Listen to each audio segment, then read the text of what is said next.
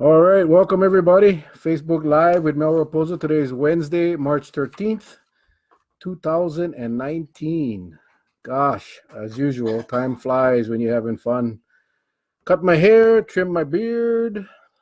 Feeling good today, feeling good. Anyway, we're going to get started. Hey, Calais Taylor, aloha and welcome. Shane, thank you very much for joining. We're going to go right in and start talking story because we got a lot to talk about today. How's Facebook and Instagram today? Blew up the world, man. The world stopped spinning.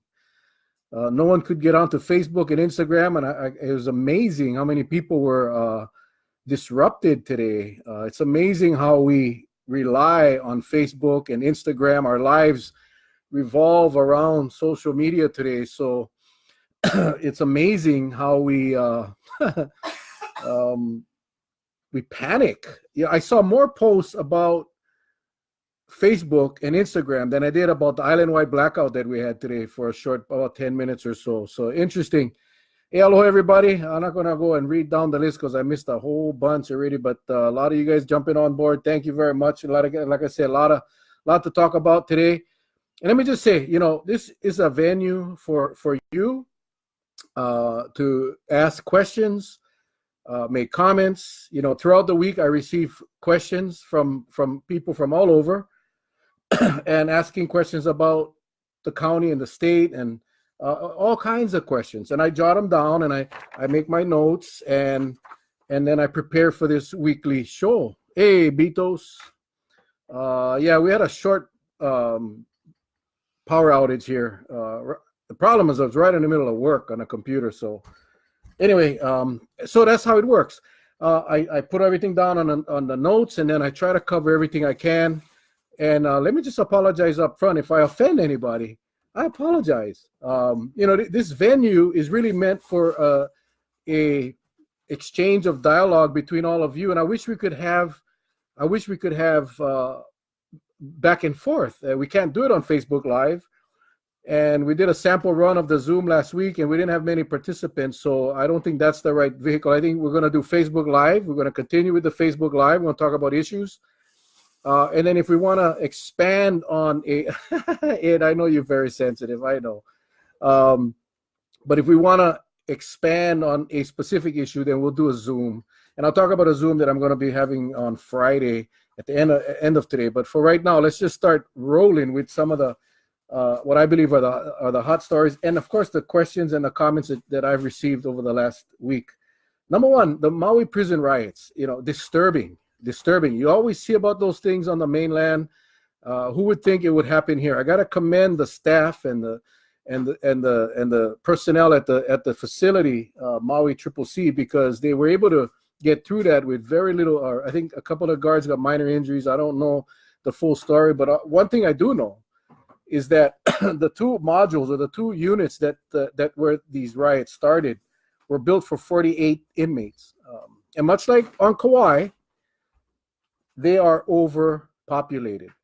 The two units in question on Maui, both again, built for 48 inmates.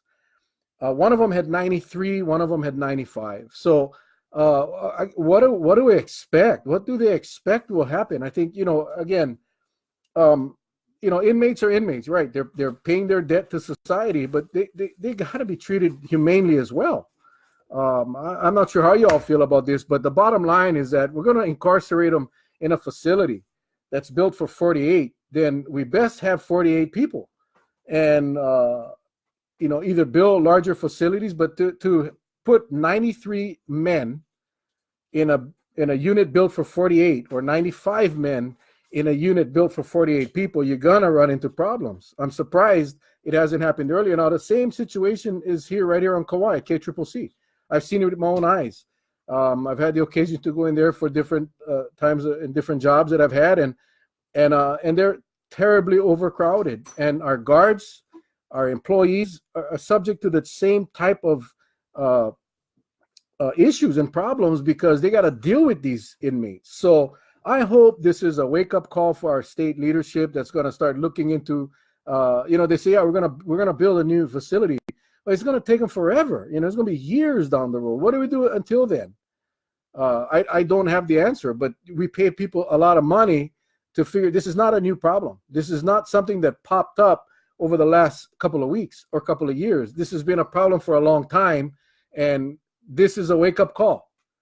No one got seriously hurt this time, but God forbid this happens again. I can tell you, I don't think those inmates are any happier today than they were the day of the riot. So we better wake up.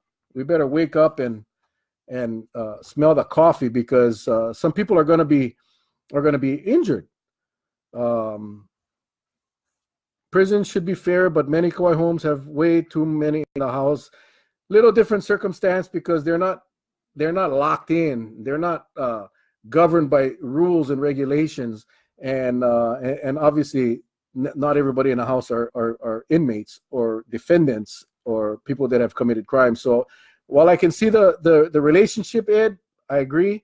A lot of family abuses, a lot of domestic violence because of crowding and because of lack of housing. I mean, there's a lot of issues, but in this specific case, we as a state owe it to not just the inmates, but to the employees to provide a safe environment for all. And we have failed miserably. And again, that riot was a wake-up call. And I again, hats off to the employees and the staff that were able to get that under control. And I mean, I'm talking fire, police, everyone. I mean, there was a fire in the place. They turned that place upside down. So kudos to those people that were able to get that thing under control and not get major injuries, or thank God no one got killed. So which brings me, right, let them live in tents, like in Arizona. Yeah, that's a possibility. It's done in Arizona. I visited that site with Sheriff Arpaio, the most sued sheriff in the country. But at the end of the day, he provided a facility. Yes, they were in tents. Our troops live in tents or in foxholes in cold and hot weather. So if they can do it, our prisoners can do it as well. The bottom line is, you cram 95 people, 95 men in a room built for 48, you're going to have issues. Okay, moving on. The new proposal, pay per mile. What do you guys think about that? It's a new brainchild. Hey, let's do it with the vehicle weight tax, or I'm sorry, the fuel tax, and let's charge the people by the amount they drive. Well, again, I'm not sure how these people come up with these suggestions and proposals. I know there's meetings all over the state, and I wish I had the date for the Kauai meeting, but I'll go put it up and I'll post it. But I got to tell you, we are not in a common society in Kauai, and I'm sure in Maui and the Big Island and Oahu. Many of our people have 2 jobs, 3 jobs. They got to drive from one end of the island to the other end of the island. These guys are going to be punished because they're struggling. Again, I don't know the rationale. I really don't know the rationale for our legislators who dreamed this up. But to tax the people that what about the young families that's got to drive all over, taking their kids to ball practice, one child to baseball, one child to swimming and art, acting, or whatever it is. These families, young families that are struggling to begin with, are going to be punished because they have to drive more.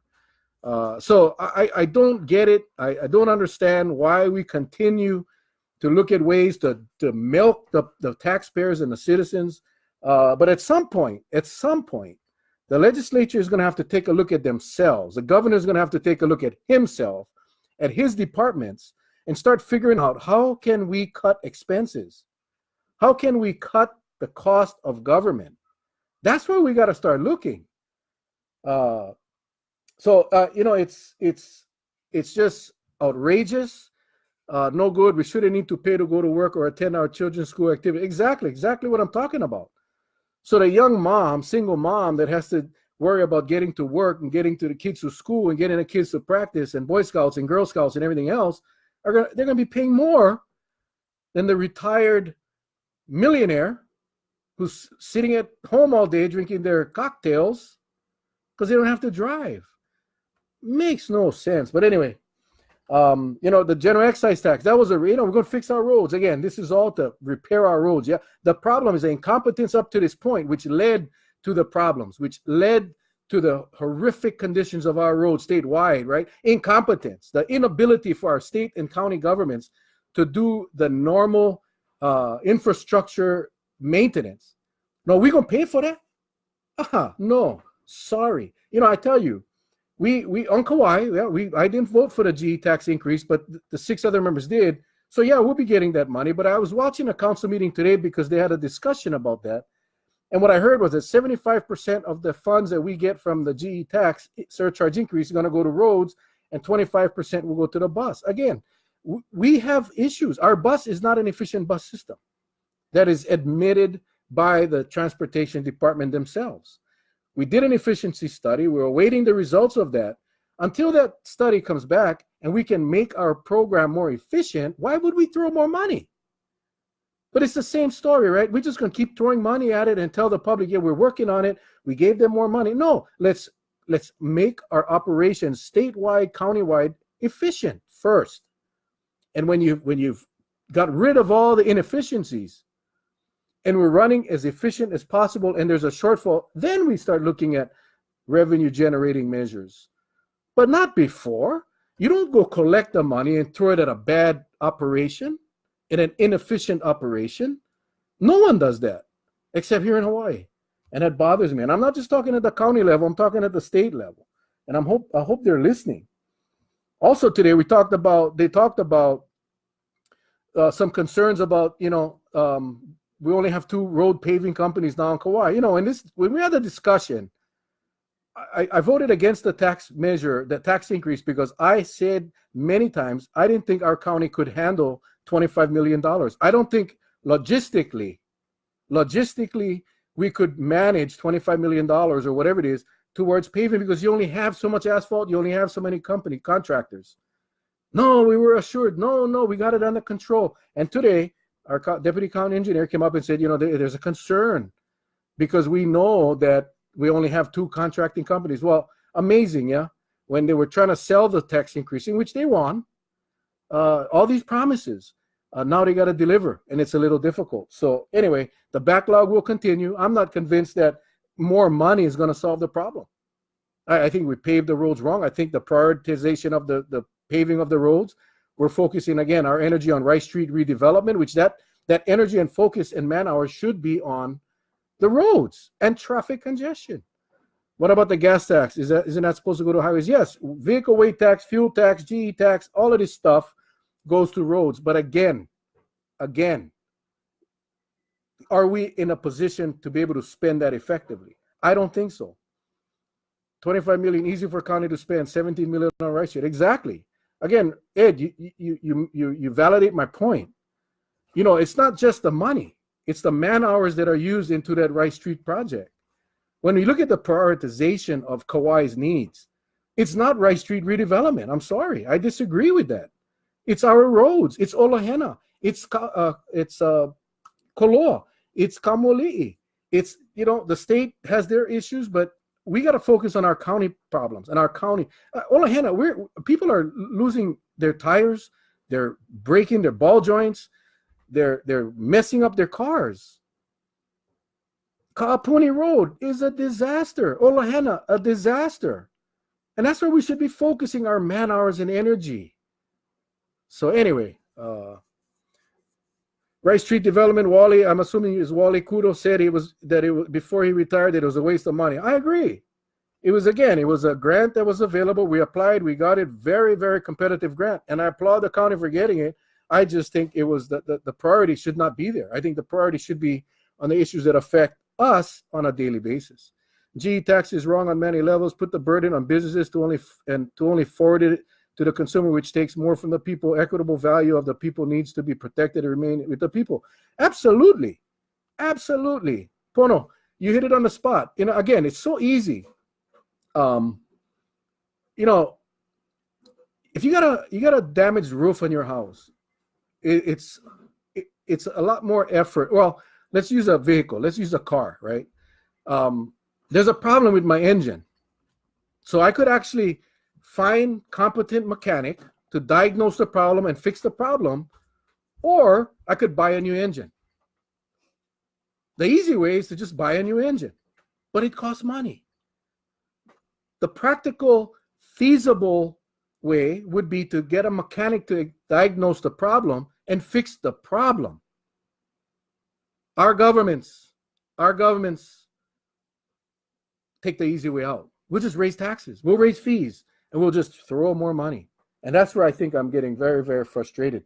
Again, other tax increase proposals: vehicle weight tax, state looking at raising our vehicle weight tax, our fuel tax, another 0.5% on a GET for education. The DOE is probably one of the most inefficient departments in the state.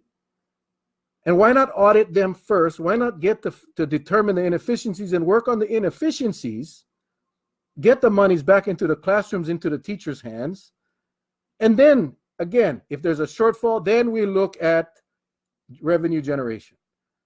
We're doing it backwards here, folks. We're doing it backwards. We're getting the money because that's the easy way out, and then we're worrying about the inefficiencies later. We're going to condone the inefficiencies by feeding them more money to really continue the inefficiencies. I just cannot agree with that. It's frustrating. Now, hear this.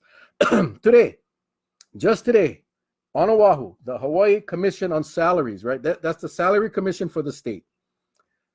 Their job is to propose salary increases to the legislature.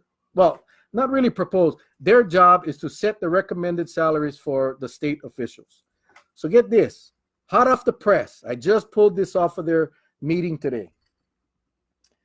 Their plan or their recommendation is to raise the governor's salary. This is going to blow your mind. You're just going to get pissed off. Good. Because I think we'll see what the legislature does with this. But their proposal or recommendation is that the governor's salary will go from $158,700 a year to $189,480 by the year 2024. So in 5 years, it's going to go from $158,700 to $189,480. Hello? Is anybody home? How dare? When we're at a time where we're talking about raising everything for the taxpayer, everybody else got to sacrifice. Everybody else got to pay their way. Everybody else got to contribute. And this, I don't know who's on this commission salaries. I should have got their names, but it's not important. It's political. So in the next 5 years, gradual increments, so the governor's salary will go from $158,700 to $189,480. What is that? That's about $31,000 a year. Now, the top agency executives, the Attorney General and all of the top department heads, from $154,812, so $154,812 to $188,400. Yeah, by 2024. So now, how do you explain that to the taxpayer? Well, we're gonna keep milking you, but at the same time, we are going to raise the salaries of our top executives. Now, this is the deal. State representatives and senators, yeah, they work all year round, but they're in session 4 months out of the year. And I mean, I'm not taking anything away from them, because I know council members are so-called part-time, but it's not. It's full-time. You go to the store, everywhere you go, people are coming up to you and asking you questions and bringing you problems. So I understand, but this is their salaries from $62,604, which is what they're making now. Every representative and senator, I'm not talking about the speaker or the Senate president, but the reps and the senators make $62,604. Their pay is going to go up to $83,052. $83,052. Now, this is the recommendation that the Hawaii Commission on Salaries proposed at today's meeting. They voted, it's submitted. This will become effective unless the legislature, by a concurrent resolution of the House and Senate, disapproves the entire recommendation. Now, let's see if they're going to do that. Now, all of you that are here in Hawaii, that vote in Hawaii, and if you don't vote, you should. These are the kinds of reasons why we need everybody to vote. But all of you that are watching this today, and I hope you share this, this broadcast, I hope you I'll tag whoever you want, but everyone that isn't registered should register. Number two, any legislator that supports a raise for themselves. Now, this raise wouldn't occur for the representatives and the senators. Excuse me. It would not take effect until the next term. Nonetheless, anyone that votes for this should not get a vote from the public. Being that we are struggling, housing, traffic, homelessness, the economy, the Council of Revenues, the economic indicators, what they're saying is that they expect a downturn in the economy, but that's another story. It's ludicrous to think that a commission within this state, rather than come up and say, due to the fact the difficult financial times, and that we are talking about raising taxes, that we are going to forego this year's recommendations. No. Excuse me.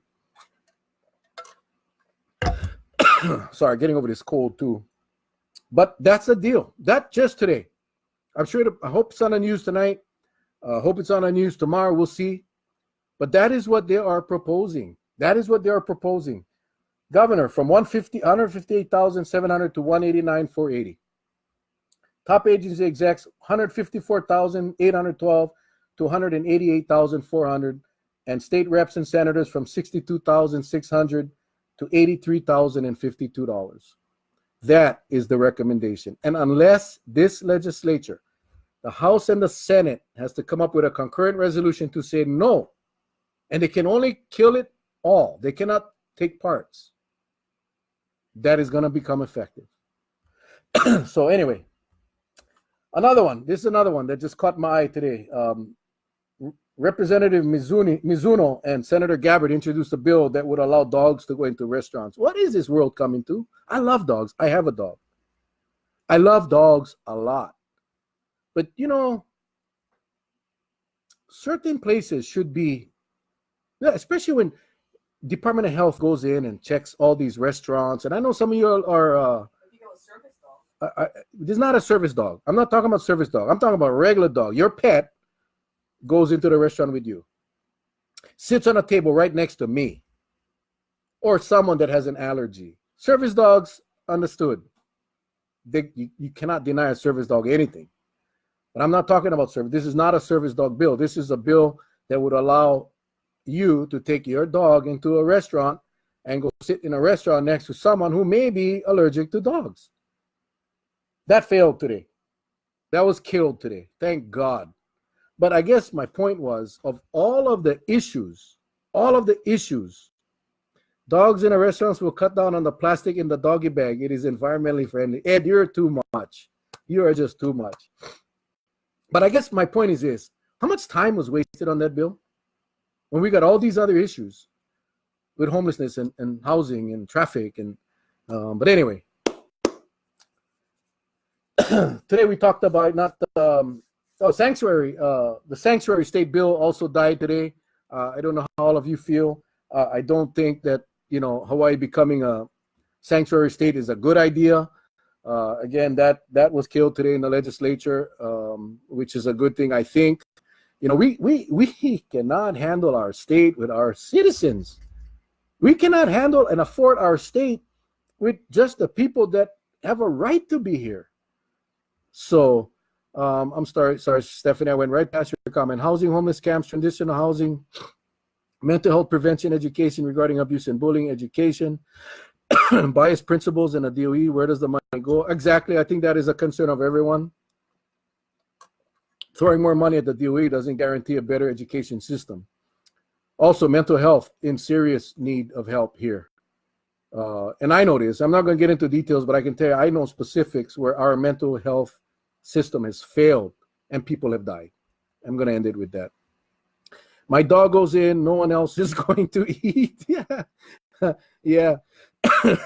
Or if the dog passes gas while you're eating, no bueno. I mean, it's just amazing what we're wasting our time up at the square building when we have so many pressing issues for our citizens and residents. And yet, to entertain the discussion, I know the governor wanted this to be a sanctuary state. No, really, come on. Enough is enough. Stephen Choi, we are being regulated to death Exactly. Gotta stop. Gotta stop. How about running an efficient government, running an efficient state and a county? I'm not even going to get to the federal level. That's a mess. But I'm just talking about us here on Kauai and in the state. Focus on our inefficiencies, fix that, and we'll find the money. We will have money that we can put to the programs that need the funding, like mental health, education, homelessness, and so forth. I know I'm beating a dead horse. I know I'm preaching to the choir, but apparently some people feel otherwise. So how's it, Mel Rapozo? My question is, how will Raskagawa's resolution to freeze the fire department salary increases for 4 years and limiting the police department to a 1% cap going to go over with collective bargaining? Is that realistic or possible? I don't think the council, the council cannot not approve the salary increases in the collective bargaining. All that does is sends the whole process back to the bargaining table, which I don't think is a good idea because it's money. But what the county does have the ability to do is cap the budget. So when I was in the department back 30 years ago now, there was a cap on the overtime. And when that overtime ran out, there was no overtime. So what it forced the managers in the department to do is make sure that overtime was only granted and authorized when it was absolutely necessary. And I think that's what Ross is talking about. I didn't hear his testimony, but I think that is an option for the county council. And unfortunately, that's where we're headed. But again, because of the inefficiencies, right, and the cost of government rising, at some point, somebody's got to stop the bleeding. And so by capping the overtime expenses, that'll force the department to manage themselves better. Again, does it affect the public safety? It may. But what it does, it forces the managers of these departments, and I'm not just talking about police, because it happens in public works. It happens in parks, everywhere.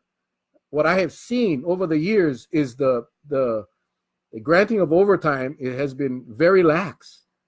And there's no real controls. So that it can be done. And the union really cannot do anything about that. You have the ability to pay so much, and that's it. So, but to stop the collective bargaining, it'd be very tough. It'd be very tough. Can the county require the hotels to provide shuttle buses for their guests that might cut down on the rental cars? I know, like I said, when I was campaigning, we got to partner with the hotels. You got to incentivize them to provide these things. There's no way you can go in and require them now. At time of zoning, again, remember, we haven't approved a new hotel for over 20 years. All of these build-outs that you're seeing were approved prior. But should a new developer come up wanting to build a hotel, number one, I don't think he'll get approval. But if he did, that is where the conditions would be put in for a shuttle and so forth. So yeah, they cannot do that, but you can incentivize. Let's say, as far as raise the TAT, again, something the county doesn't have the right to do or the authority. But if we had that right, then we could say, we're going to bump your TAT high, but if you provide shuttles, you'll get the lower rate. So many, again, creative ways requires creative minds. And at this point at the state level, number one, they're afraid to give the control to the counties. And I think that's a mistake because the counties know how to run their counties better than the state does. But that is the home rule would really be much more practical in today's world. More fiscal responsibility. That's the word of the day. Word of the day. So I know, Matt, you were at the council meeting today. Thanks, Stephen. Thanks for joining us. Again, for those that came on late, if I offend anybody, I apologize up front because, this is the deal. Yeah, you ask me a question, you pose an issue. I'm going to let you know how I feel. That's how Mel Rapozo feels. I don't represent anybody else. I was watching the council meeting today because I wanted to watch that section on the cars, on the roads. And there was a part that came up about someone came up and testified that their real property tax, they called because their real property tax check, the payment had not cleared. So this person called the tax office and was told by the employee that they have not deposited over 5,000 real property tax payments. Real property tax payments. Over 5,000 have not been deposited. He said they were understaffed and the process has too many manual processes and they don't have enough people. Over 5,000 checks. I don't know, What's the average tax payment? $1,000, $1,500? You know, I don't know, because some people are paying $12,000, some are paying $20,000, some are paying $600, $400. That's cash that should be in a bank collecting interest. But no, it's sitting in an office. Again, it all goes back to, remember the audit? We talked about the audit a few weeks ago. One of the findings that the auditors found was that, you're welcome, Matt, was that we had not reconciled some of our financial accounts since November of 2017. You see, if you don't reconcile your accounts on a regular basis, these things slip through the cracks. 5,000 checks? Unacceptable. Not a criticism on the employee, it's a criticism on the process. Not a criticism on the current administration because they're new, but it's a criticism on the process that needs to be changed now. 5,000 checks. Basic element of accounting, right? You take your daily receipts, you take it, you deposit it. I'm a very small business owner, very small. But you know, we can't afford to not put those checks. Now, some of those checks are going to bounce, no doubt. Some of those checks are going to be returned. So again, process. The process needs to change. All I know is all throughout the years on the county council, I was sold many times about this new software that was going to expedite real property tax payments. It was going to expedite the real property tax process. And today we find out that 5,000 checks are sitting on somebody's desk, not deposited because they haven't been processed. So I'm hoping the council, or the council people on this council, is going to find out why and make sure that these things get rectified. That's the issue. You're right, Jade. 5,000 checks, totally unacceptable. You're welcome, Jade. Again, you know, these things are coming up and need to be addressed. And I think that's where the priorities, and I'm talking state, county, when you look at the priorities on a piece of paper, you attack the top priorities first. And all of the trivial or amenities, all of the things that can wait till next year or the year after need to wait. Focus on the now. Focus on the issues that are affecting people now. That is what needs to be done. Also on today's agenda was the employee retirement system. Get this, now the guy from the state is here and he's saying, you know, we cannot charge online bill payment. Absolutely, Pono. Without the surcharge. Without the surcharge.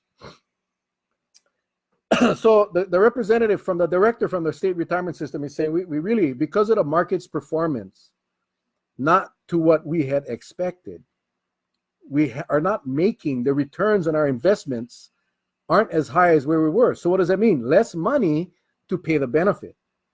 So one of the big problems is the spiking. Dude, this is what you did for the past 14 years on the county. You always keep the public informed. Thank you, Cuz. Thank you, Ray. The spiking, right? So our employees, as they get close to retirement, they blast out the overtime because the retirement pay is based on your average of your highest 3 annual salaries. So they're gonna get the overtime. So that's what's happening. No fees to pay a bill. Exactly, Pono, but we charge. That's why people go in and pay personally or mail. So the spiking is a problem. So the state passed a bill, a law a few years ago that said no more spiking. Overtime will not be included in your overtime or in your retirement calculation. Perfect. But that didn't impact the people that were existing employees. So only the new people coming in. So we got a whole generation of employees that can spike. Again, it goes back to the management of these departments. You don't pay overtime unless it's absolutely necessary. Emergency, public health and safety. Not because the guy like work on Saturday. Hey boss, I can come in Saturday. I can come in. Yeah, sure. That stuff gotta stop. And this is state and counties. I'm not talking about specifically on Kauai. I'm just saying across the state. But the spiking is costing this state retirement system a lot. So two things. Number one, we either got to earn more on our investments, which is totally reliant on the economy and the market, or we got to reduce the benefits to the employees. Now, there's a law that says you cannot reduce the benefits of an employee that's already in the system. So the new employees coming in, obviously, are probably at some point going to get less of a retirement. So really, think about this. No matter where you work, outside, in the private sector, IRA, you contribute. You contribute. The employer typically matches a percentage, but you dictate your retirement. You dictate your retirement based on how much you are willing to contribute. And again, the county or the state will match up to whatever it's 6% or whatever it is. And there you have it. No more spiking. No more spiking. Spiking is past practice. Yes, I heard your thing on best practices today. Cocoa palms are thought to consider. If the county takes it over, then no property taxes collected, and we have costs associated with maintenance. No money either. Triple loss. You know, the cocoa palms, the whole thing. I mean, the best thing for cocoa palms is hand that over to a land trust. I think the county and the state should partner and try to acquire it, but that's in conjunction with a land trust or a nonprofit, and hand it right over to the nonprofit and let the nonprofit do an acceptable use of that place. The county is in no position today to acquire that lot, to run it or to operate it. Neither is the state, but the nonprofits are, the land trusts are. So that's my suggestion: is they got to explore that as far as going in and the county buying it. We can't afford it. So I don't know what's going to happen. I heard a little birdie said that it may be up for sale shortly. I hope so. I hope it's at a reduced price, because there's no real use. We'll see what happens with workforce housing at Cocoa Palms. You know, again, the county and the state can't do that, Robin. Be great if your organization would do it, you know, but we can't do it. We just can't afford to do it. We can't afford to maintain it. We can't afford to operate it. Best thing to do is turn it over to a nonprofit that actually can, and they can do it, and they can honor the the tradition of the place. Whatever happened to rebates to the public that was supposed to happen after the feds cut the business taxes? I don't know, Larry. I honestly don't know. I appreciate your sessions like this. The island needs leaders willing to be transparent. One day will be your time. Thank you, Jason. I love this. I love my life now. It gives me a whole lot more time to focus on issues that matter. So we'll see. We'll see.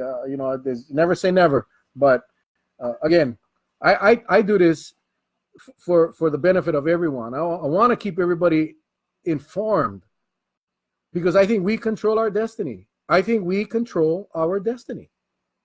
We pick our leaders in office at the state level and at the county level and at the federal level to some extent. We definitely have a say in our state, our congressional delegation. As far as the president, I'm not going to go there. We don't. By the time we vote, it's Powell. But again, it's frustrating to sit back and watch how it's like the attitude is, let's just tax. I didn't support. I got criticized by some of my colleagues, like it was a political decision not to support GET increase. It wasn't political at all. And exactly what I said back then is what's happening today. Another I told you so moment. I know the capabilities. I've been here long enough to know the capabilities of our county. And it's like giving a high school kid like $25 million a year without any kind of training or fiscal education. They'll spend it. I would at high school. Give me 25 million, gone. Boats, planes, everything. And that's how I felt about the county receiving 25 million a year. They cannot function or handle the funds that they get now. We haven't paved the road in 3 years, people. And we're going to give them 25 million and it's going to change it? No. Because the money don't change attitude. The money won't change priorities. God, I got a little bug in my throat. Where's that? Cough drops. We need cough drops. Sorry, guys. I don't know what the heck. All right. How about these rich millionaires getting their kids into college by bribery and fraud? Isn't that cute? Isn't that cute? Thank you. Get my technician back here, Patsy. Makes no sense to give more money to folks that can't budget in a first city. If you can overspend your $10, exactly, Jason. Right on the head. Again, show me that you can spend the money wisely. Show me some results. Show me some a plan that you have completed. Show me what you have done, and that we need more. Money doesn't change the mindset. There's a book about that. So, but again, it's easy to appease. It's a pacifier. Mel Rapozo, speaking of the GT increase, with the feds cracking down on rail, how can we overturn that tax on the grounds it was fraudulent? We can't do nothing. We can't do nothing. That's why I testified so passionately at the legislature against it a couple years ago by myself. Yeah, because everybody was afraid to go piss off the legislature. Well, sometimes you got to piss them off, because look what happened. So now 1% of our proceeds of every island in the TAT goes to rail. Does that benefit us, Uncle Y? Anyway, back to that college admission scandal. I think it's embarrassing. These actresses and actors and directors and all these rich people with lazy ass kids, that they got to go bribe people $500,000 to give one of these kids a little extra time on the SAT and to allow her to correct it. And then when you talk to the girl, I really don't want to go to school.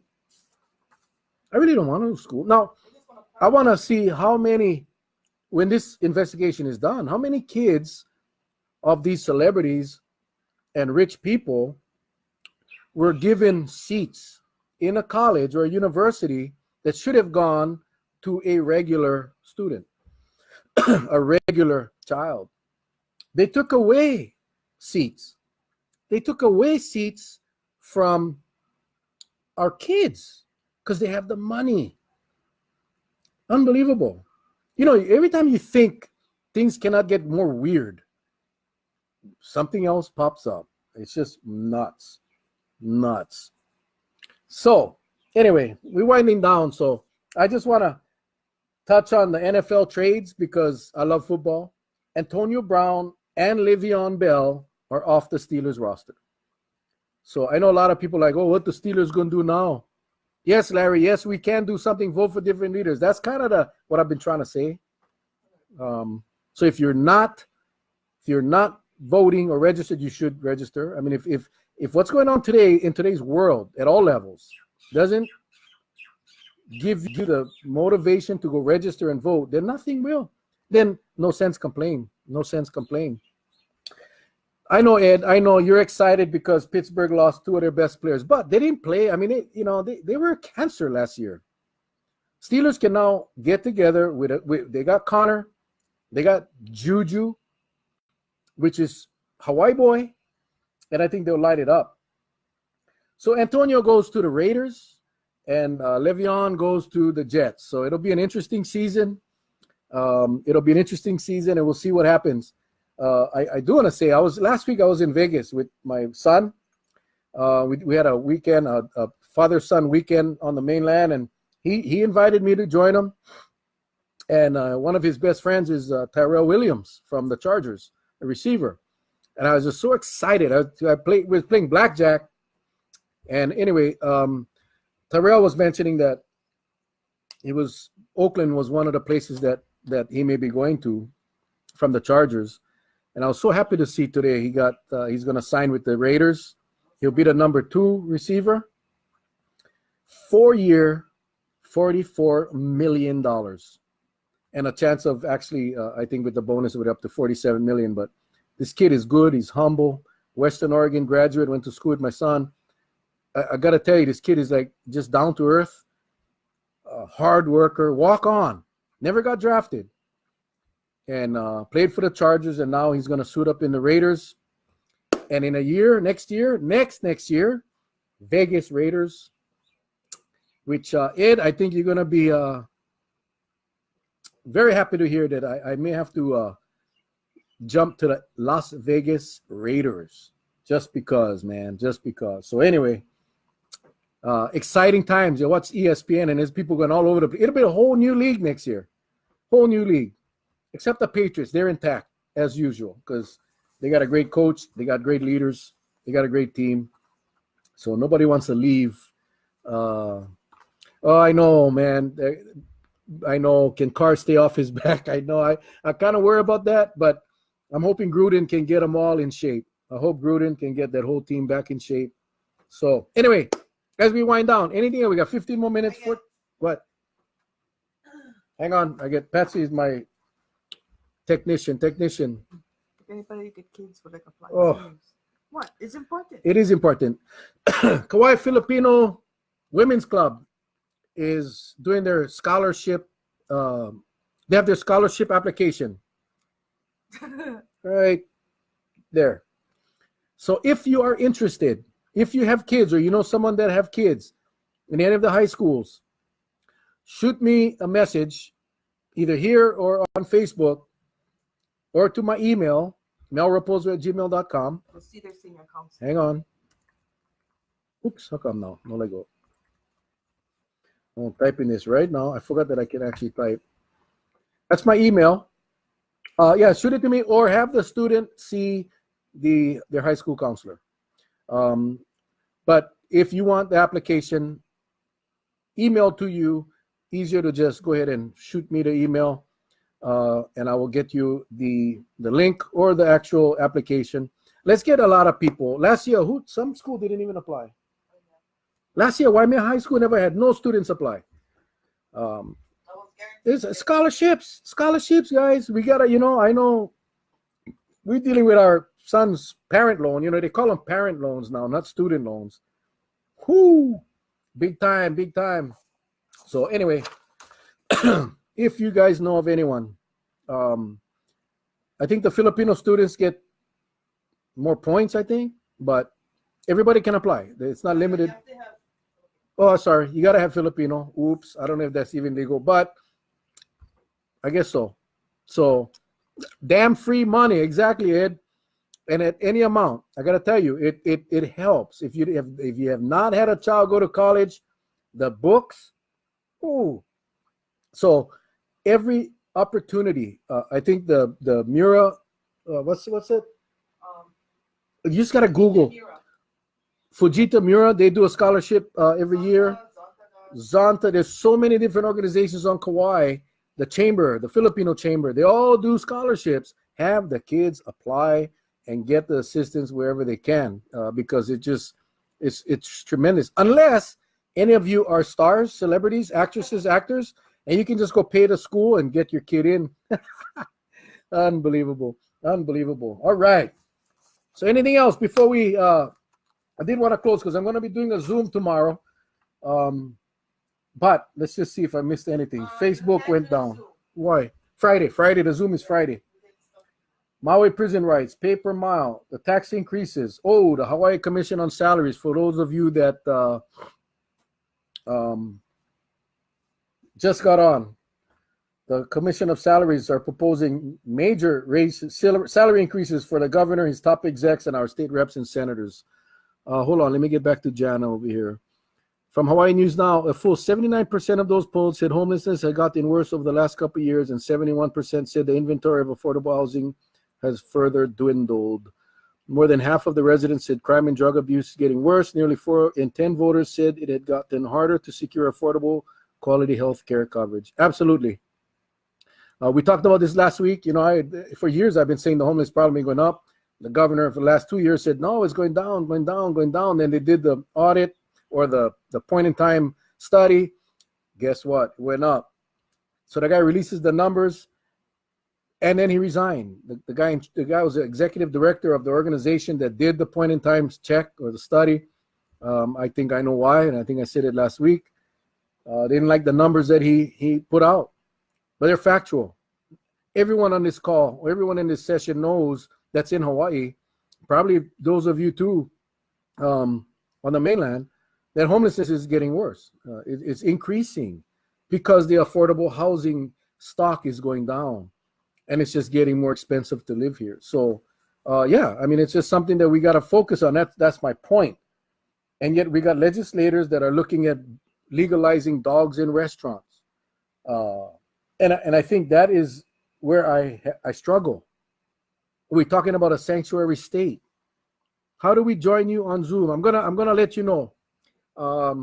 Tomorrow, Friday Zoom is I'm gonna take the opportunity because I know this in the last week or so, a bunch of people, everyone knows that I'm part of a company called Legal Shield, and we offer legal memberships and legal coverage. But I've had a few questions about wills because everybody's concerned. I mean, when you start looking at, and I want to talk about people dying because, there's people on this session that have lost some loved ones, and our condolences go out. But when we lose someone and then you start thinking about, do we have our stuff in order? Do we, as, people here, residents, do we have our affairs, our estate in order, regardless of what we own or what? If you're married, you have kids. Anyway, so I'm going to do a very brief workshop on Zoom on Friday I'll do it at 5 to 5. It'll be half an hour. It'll just be half an hour just to talk about what you should be doing and how you should get your estate in order and what you need. And so please feel free. I'll post the link up on Facebook. I don't have it right now. I will get it up on Facebook. And please join us. It's going to be, like I said, a half an hour at the most. It's going to go to a real quick PowerPoint, stuff that you already know or you should know. But I think something that we all need to be reminded, and we need to move. Hey, Penny, I'll see you tomorrow morning. Get to read to the kids tomorrow. Penny, I got to tell you, I was just telling Patsy, as a council member, we get invited to read to all kinds of schools. And that was one of my passions, man. I love doing it. I enjoyed reading to kids. I think that's the part of me that just never grew up. Patsy will attest to that. So I do magic tricks, and then I read a book, and we just have a really good time. Unfortunately, when you get out of office, the invitations stop coming. And I don't know why. I mean, I like to read. The kids don't care if it's a council member. They don't even know what a council member is. I'm talking about young kids, preschool, kindergarten, But Penny from iKamali asked me to read to them again, even after I was out of the office, out of the council. And I cannot tell. I was just telling Patsy, was it just last night? Yeah. I was just telling Patsy last night. Oh, I'm so glad that Penny from iKamali remembered me and asked me to read again. Hey, Chris. So Penny, if you can see me, I hope you're still on. Thank you. That meant so much to me that I'm going to have a blast tomorrow. We're going to, same routine, do a little magic, read to the kids, and share some stories. So, yeah, I cannot wait. I just, one of the things that I miss is getting out to the schools and reading to the kids and then just having fun. I hope I don't scare them with my beard, but I don't think so. You get the cans. Oh yeah, and then Penny, we also got a ton of cans and bottles that we're gonna drop off over there for your school, so that you can go recycle and I don't know, donate a little bit of that or donate it to your school or whatever you want to do with it. But you could actually refill the water bottles and have the kids sell them for like 50 cents. No. What? Oh my God. It's all good as long as you don't tell the ghost stories, Maynard. Hey, Maynard, we got to go ghost hunting one night, man. I'm serious. We got to go.